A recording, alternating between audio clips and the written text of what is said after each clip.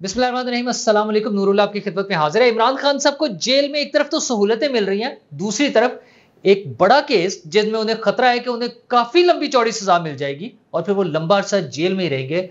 उसका वक्त पूरा होता जा रहा है, फर्द जुर्म लगने का वक्त आ गया है। सारे बहाने, सारे हीले, वो जो था ना कि ये नहीं करेंगे, वो नहीं करेंगे और लटक जाएगा और डिले हो जाएगा, कुछ नहीं डिले होना, वक्त आ गया है, ये सारी चीजें होंगी।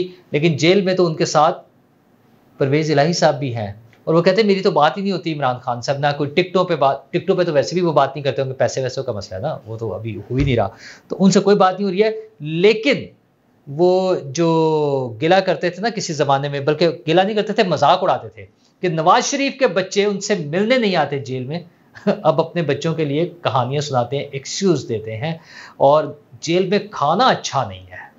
अब बंदा पूछे कि यार आपको किसी अच्छे से 5 स्टार होटल में ठहरा दें या घर में रहने दें, मतलब अच्छा खाना मर्जी का मिल जाए, बस जेल में रहना, हरकतें अपनी इस किस्म की और ख्वाहिशें भागने की और कहना कि मैंने तो वो प्रेस कॉन्फ्रेंस नहीं करनी, ये सारी चीज़ें तो होंगी। लेकिन उससे पहले एक छोटा सा बड़ा अहम मसला, और वो है पंजाब में इसातिज़ा का एहतजाज।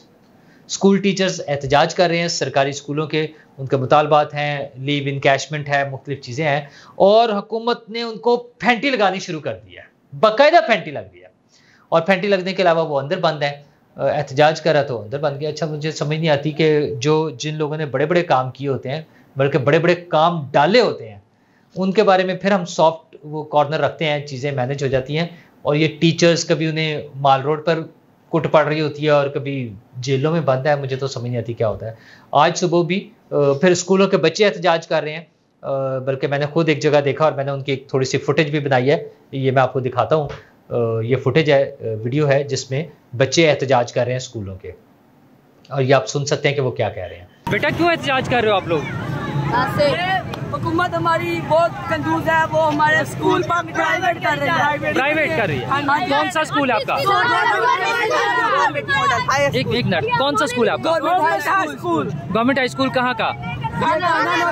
ये कौन कर रहा है? प्राइवेट कौन कर रहा है? कौन है? गवर्नमेंट कौन है? कौन है? कौन गवर्नमेंट है?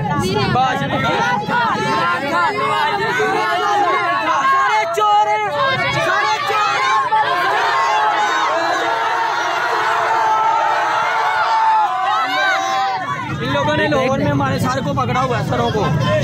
क्यों पकड़ा हुआ है? क्यों पकड़ा है? मुझे सिर्फ ये बताओ कि ये गवर्नमेंट कौन है? कौन है हुकूमत में? ये हमारे सरों को क्यों पकड़ा है इन लोगों ने? ये स्कूल प्राइवेट कर रहे हैं। इससे क्या फर्क पड़ेगा? स्कूल प्राइवेट करने से क्या फर्क पड़ेगा?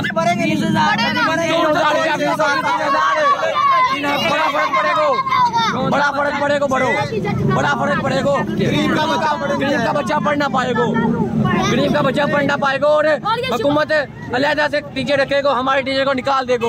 अच्छा, ये कौन हुकूमत कौन है? हुकूमत जो आ रही है हमारी इस वक्त कौन है? निगरान हुकूमत है इस वक्त। अच्छा, ये वो कर रहे हैं? हाँ जी।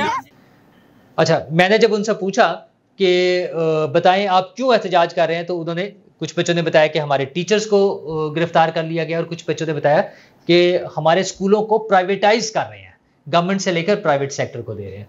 तो मैंने पूछा उनसे कि प्राइवेट होने से क्या फ़र्क पड़ता है, मतलब मैं जानना चाह रहा था कि बच्चों को इसका एहसास है कि इसका फ़र्क क्या पड़ता है। तो दे वर वेरी क्लियर, उन्होंने कहा कि फिर हम तालीम नहीं हासिल कर सकेंगे, गरीब का बच्चा पढ़ नहीं सकेगा। वो ज़रा थोड़ा सा उसकी आपने लैंग्वेज सुनिए ना, उस इलाके का वो एक मखसूस टोन होती है, लहजा होता है बाज़ जगहों पे। तो ये लाहौर के कान्हा का एरिया है, वहाँ के बच्चे हैं, और उसने कहा फिर गरीब का बच्चा तो नहीं पढ़ सकता। तो क्या हुकूमत ने सोचा कि वाकई गरीबों के बच्चों को पढ़ने का हक नहीं होगा? अच्छा, एक तरफ तो मुझे हैरत हो रही है, पंजाब में वज़ीर आला पंजाब मोहसिन नकवी काफ़ी काम कर रहे होते हैं, बच्चों को ट्रैवलिंग फ्री कर रहे हैं और बहुत सारे काम कर रहे हैं। तो मुझे लगता है इसमें शायद कहीं कोई कन्फ्यूजन भी हो सकती है। मैं उसमें कोशिश करूंगा कि उनका वर्जन लेके गवर्नमेंट साइड से करूं, लेकिन बहरहाल वो टीचर्स पर जो मसाइल बने हुए हैं वो अपनी जगह मौजूद हैं। अच्छा, वो कुछ कोई भी वजह है यार, उसको सेटल करें। मतलब वो जो तंजीमें आके कहीं फैज़ाबाद में और कहीं और आके धरना देती हैं और 100 दिन बैठते हैं और तोड़ फोड़ करते हैं और लोगों को नुकसान पहुंचाते हैं, उन्हें तो कुछ नहीं कहते। ये जो टीचर्स अपने एहतजाज के लिए, अपने हक के एहतजाज के लिए निकलते हैं, उन्हें हम उठा के अंदर बंद कर देते हैं, क्योंकि वो कमज़ोर हैं, क्योंकि उनके हाथ में डंडे और गन्स नहीं होती, क्योंकि वो लोगों को मारने के लिए और कफन लेकर और इस तरह की चीज़ें करके कब्रें खोद के बाहर नहीं आते। तो इसलिए हम उन पर ज़रा जोर चला लेते हैं। ऐसा नहीं होना चाहिए। हुकूमत को चाहिए कि उनके साथ भी थोड़ा सा सॉफ्ट कॉर्नर होना चाहिए, आराम से चले, मतलब मसले हल करने हैं यार। और गरीब लोग, मतलब टीचर्स तो वैसे ही बेचारे को बहुत ज़्यादा हाई इनकम क्लास नहीं है, वो सरकारी टीचर्स हैं, तो उसमें हुकूमत को ख्याल करना चाहिए और वज़ीर आला साहब को चाहिए कि खुद उसमें इंटरेस्ट लेकर इस मसले को हल कराएं। अच्छा, दूसरे मसले तो और भी बहुत सारे लोगों के हैं, जिनमें एक परवेज़ इलाही साहब भी हैं, उनके मसले बेचारे के हल ही नहीं होते। और उनके मसले ये हैं कि अब वो कह रहे हैं कि मुझे जेल में अच्छा खाना नहीं मिलता। तो अंकल को अब अच्छा खाना चाहिए, मतलब रहना जेल में है और अच्छा खाना। कि जी आप कोई प्रेस कॉन्फ्रेंस करें और आ जाएं, इमरान खान को छोड़ने का क्या प्लान है? उन्होंने कहा नहीं मेरा कोई प्लान नहीं है। अच्छा, जबकि सूरत हाल ये है, अभी तक जो रिपोर्ट्स आती हैं कि उन्हें इजाज़त नहीं है छोड़ने की, मतलब छोड़ना चाहें तो छोड़ दें। वो कह रहे केस इसी तरह चलेगा, आपको ये सारा कुछ भुगतना पड़ेगा, बाकी आपकी मर्जी है इमरान को छोड़े या ना छोड़े। तो फिर उन्हें लगता है कि चलें, ये सजाएं तो सारी हैं ही, केसेस तो हैं, तो कम से कम इमरान के तो साथ हैं। एक बहाना तो है ना कि पॉलिटिकल, ताकि उसका वो ये वाला एस्पेक्ट आ जाए कि जी इमरान खान की वजह से हो रहा है। वैसे इमरान खान भी उसमें किसी हद तक है, असल में तो उनकी अपनी मिस कमिटमेंट्स जो हैं उनके सामने आ रही हैं। और अब बहुत सारे केसेस बन रहे हैं, जिसमें एंटी करप्शन में भी एक नया केस शुरू हो गया उनके खिलाफ, और एंटी करप्शन की एक और तफसील मैं आपको बाद में अगले व्लॉग में सुनाऊंगा। मसला ये है कि उनका बेटा भी अब मतलूब है, उसके लिए भी वारंट इशू हुए हैं, पहले से ही मौजूद है। और परवेज़ इलाही साहब के भी, उनकी मज़ीद पेशियाँ भी हैं, अभी और केसेस में भी हैं, मनी लॉन्ड्रिंग में भी है। तो बेटे ने तो आना नहीं है, उनका वकील आ गया था कि उनका नहीं बेटे को कहीं आए। अच्छा, ये वही बेटा है जो नवाज शरीफ साहब के बेटों का मजाक उड़ाता था, मुन्ना सिलाई, कि बाप जेल में और बच्चे पूछने नहीं आते, बाप मुश्किल में और बच्चे पूछने नहीं आते। तो एक साफ़ी ने पूछा परवेज़ इलाही साहब से कि आप मुश्किल में हैं तो आपके बच्चे क्यों नहीं आते? तो बंदे को ढीठ होना चाहिए। उन्होंने कहा मैं तो कोई मुश्किल में नहीं हूँ, मैं बड़ा फिट फाट हूँ, आराम से हूँ।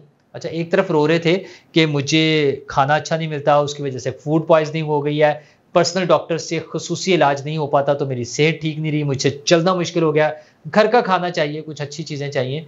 तो हालात इस तरह के हैं, बच्चे पूछते नहीं हैं। लेकिन खैर ये उनका आपस का मामला है, बाप बेटा जैसे चाहें मिलजुल के रहें। तो इमरान खान साहब से बातचीत भी नहीं होती उनकी, जेल में, एक ही जेल में रहते हुए वो कह रहे हैं बातचीत नहीं होती। उनसे पूछा कोई बातचीत होती है, खासतौर पर टिकटों के हवाले से, कि अगला इलेक्शन जो कुछ लोगों का ख्याल है होना है और कुछ लोगों का ख्याल है कि अभी नहीं होना, जिनमें मैं भी शामिल हूँ। मेरा ख्याल है कि अभी जल्दी नहीं होना, लंबा टाइम है। अगरचे मियाँ साहब की आमद और जिस किस्म की उनकी डील के हवाले से बातें सुन रहे हैं कि चीज़ें सब सेट हैं, पहले से प्लान हो गई हैं, उस हवाले से शायद हो जाए, अदरवाइज अभी तक तो नहीं नजर आ रहा। तो लेकिन जब भी इलेक्शन होगा तो उसमें इमरान खान साहब नहीं होंगे, क्योंकि इमरान खान साहब जिन केसेस में अंदर मौजूद हैं, बल्कि अंदर हैं, वो अब लंबा ही अंदर रहेंगे। उन पर और शाह महमूद कुरैशी पर साइफर केस में, ऑफिशियल सीक्रेट एक्ट के तहत जो केस है, उसमें फर्द जुर्म आयद हो रही है।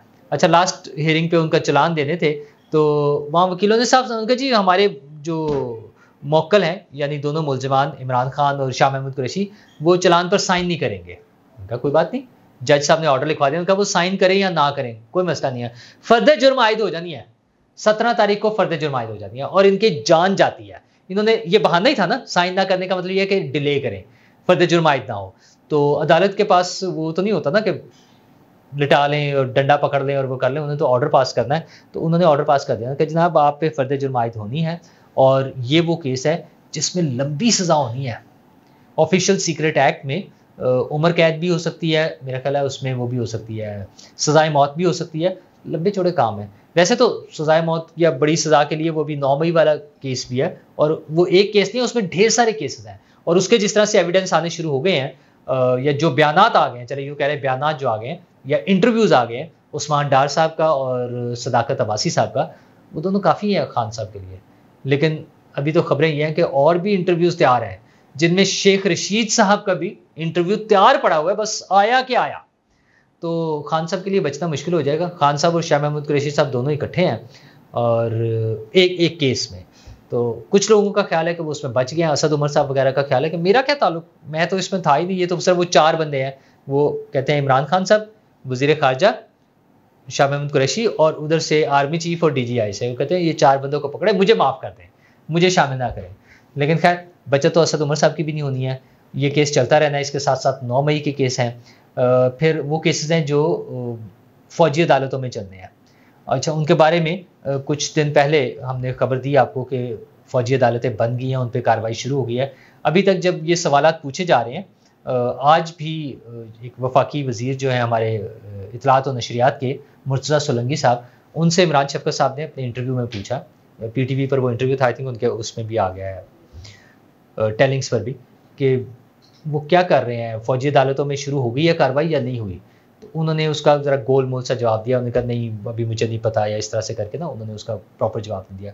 लेकिन खबरें यही आ रही हैं, हफीजुल्लाह नियाज़ी साहब के मैंने ट्वीट्स आपको दिखाए थे कि धड़ाधड़ कार्रवाई शुरू हो गई है। तो धड़ाधड़ कार्रवाई का मतलब तो ये कि फिर चंद दिनों में उसके रिजल्ट्स आने शुरू हो जाएंगे, और रिजल्ट्स आपको पता है कि क्या आएंगे। वो लोग जो तोड़ फोड़ में मुलव्वस हैं, गद्दारी, मुल्क से दुश्मनी, फौजी तंसीबात पर हमला, लोगों को कत्ल करने की कोशिश, दहशतगर्दी, शरपसंदी, आग लगाना, हंगामा आराई, ये सारी चीज़ों में इनमें भी बड़ी बड़ी सज़ाएँ होंगी। तो ये सारी सज़ाएँ और ये मुकदमात तो चलते रहेंगे, लेकिन इन्हीं शोर हंगामे में अभी इलेक्शन भी होने हैं। तो क्या PTI को मौका मिलेगा? अगर इमरान खान साहब मैदान में नहीं होंगे, मतलब जो सूरत हाल नज़र आ रही है कि उनको लंबी सज़ाएँ होनी है, उन्होंने जेल में रहना है, और उनके साथ साथ उनकी जो टॉप लीडरशिप है वो भी अभी अवेलेबल नहीं होगी इलेक्शन लड़ने के लिए, और बाकी पार्टी को तो जलसे करने की इजाज़त नहीं मिल रही। मतलब आज ही जो मसला हुआ है, वो लिबर्टी में जो जलसा करना चाह रहे थे, उन्हें वहाँ पे जगह इजाज़त नहीं मिली है, वो और वही केस बना करके 9 मई को उन्होंने जो कुछ किया था यहीं पर जमा होकर, इसलिए हम इजाज़त नहीं दे सकते। तो उनको ऑल्टरनेट जगह तो दी जा रही है, वो जो भी करेंगे, लेकिन मुझे लगता है कि इलेक्शन में PTI के पास मुनासिब तादाद में कैंडिडेट्स नहीं होंगे, और इसका एडवांटेज किसको मिलेगा? ज़ाहिर है नून लीग नज़र आ रही है पंजाब में, स्पेशली इस एरिया में, सेंट्रल पंजाब में ख़ास तौर पे। उसमें मुझे लगता है कि फिर ये एक बड़ा एडवांटेज मिलेगा, एज मिलेगा पाकिस्तान मुस्लिम लीग नवाज़ ग्रुप को।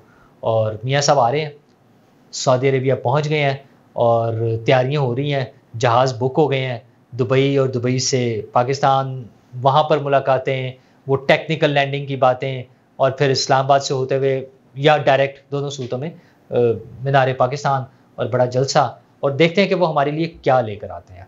ये मैं अगले ब्लॉग में भी जिक्र करूँगा। हाँ, उन्होंने अपने बयानिया भी बना लिया, वो जो मैं बार बार बात करता हूँ ना कि क्या मोटो क्या देंगे, अपना मंशूर क्या देंगे, वो भी कुछ चीज़ें सामने आ गई हैं।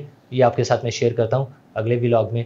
तो तब तक के लिए दुआ करते हैं कि सारी चीज़ें जैसे भी चल रही हैं, मेरे आपके हम सब की भलाई की तरफ लेके चलें हमें, और चीज़ें बेहतर हो जाएं। शुक्रिया।